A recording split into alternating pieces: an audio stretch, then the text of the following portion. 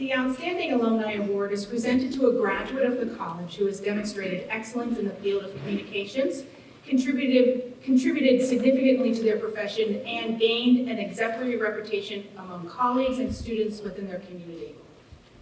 Lynne Getz graduated in 1998 with a telecommunications degree. She's combined her experiences as a writer, broadcaster, and as a mother of a special needs child into a growing career in blogging, podcasting, and social media, helping and inspiring others with shared experiences. Her blogs are raw and real. She admits motherhood is hard. She has her own definitions of self-care, and she wants you to learn how to accept a compliment and to make time for something you love. All good advice. Also, on a personal note, Lynne and I crossed paths as students interested in broadcasting back in the late 90s. We lost touch, but we still have a few mutual friends, and one of them is here as her guest. I didn't know. Lori, walk up at Innovation Park next week, please. Okay? From Lori and Jared. So, Lynne, I've been hearing about you over the years, even though we haven't been in communication. So I'm so glad to greet you again and welcome you to the podium as the 2019 Outstanding Alumni Award winner, Lynne Getz.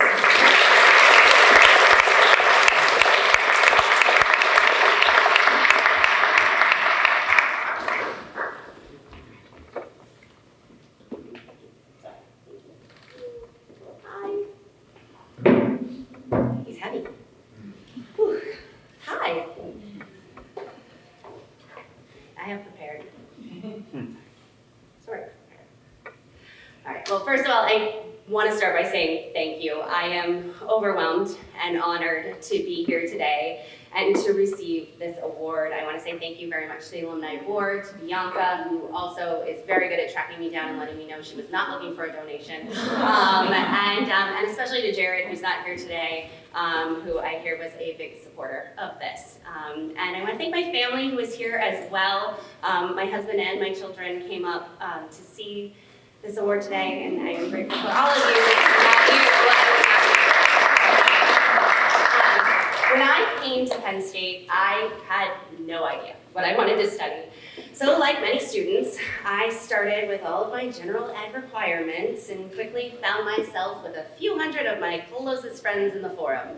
I had come from a high school where my graduating class was about that same size as those classes that I was sitting in.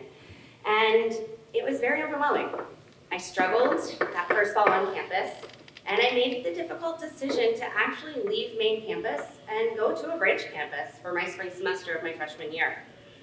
It ended up being the best decision that I could have made. I actually went farther away from home, but to a smaller environment that allowed me to get my grades up and build my confidence. And then during the fall of my sophomore year, I was like, all right, I'm ready to go back. It's time to get back to main campus. One problem, I still hadn't chosen a major. I had no idea what I was going to study. Around that same time, I met someone who worked at the branch campus radio station. I don't remember why I went there that day, but when I got into the studio, something just clicked. It planted a seed. And after that, I started to think more and more about broadcasting as a potential career. Somehow I charmed my way back to main campus for the spring semester of my sophomore year, and I started taking classes in communications. And it was there that I found the academic community that I had struggled to find during that first freshman fall. A community that invited me to get involved with a newly launched student-run radio station, WKPS, which then led to my real job at WRSC. And then later to the birth of Lynn Stone on air at Hip Rock.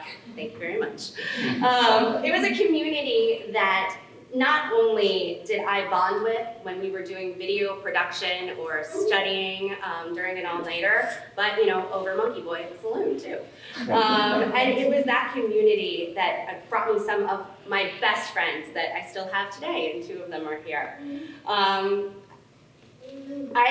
It's a community also that welcomed me back last night with open arms, and I am incredibly grateful for that experience as well.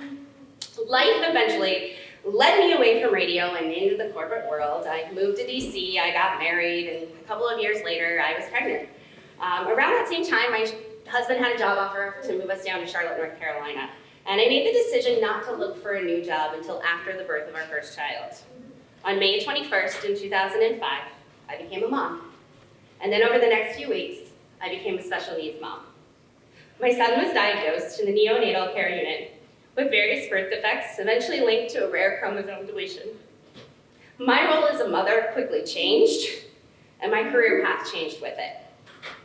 I again found myself without a community. I was depressed and suddenly felt like that girl in the back of the classroom in the Forum building. I wondered if anyone else there was as scared as I was, and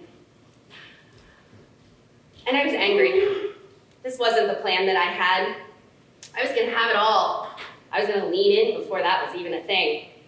But the universe had a different plan for me. During my depression, I would sit in front of my computer night after night, desperately searching Google for other women who felt like me.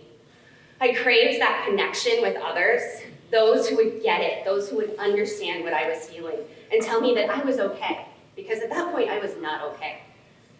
And when I found them, I felt such a sense of relief that I was not alone. All of my work since then has focused on those connections, whether it's blogging about my journey in motherhood, podcasting while hiding in my closet with a margarita and my best friend, or interviewing local moms whose businesses have helped other mothers. Even selling a product that gives you 5 minutes of self-care, everything is about connecting mothers so that they feel less alone. Moms who love their kids, but don't always love the day-to-day of motherhood, because man, it is hard. Moms whose careers have taken a back seat to changing diapers, and some of us who are changing diapers still 14 years later. And the moms who feel like they need more than motherhood. Because that's what we do in the media, and if we do it well. We connect people through telling stories and sharing experiences. Whether you're in PR, or you're in journalism, or you're in advertising, or you're in broadcasting, or whatever, that connection is needed today more than ever.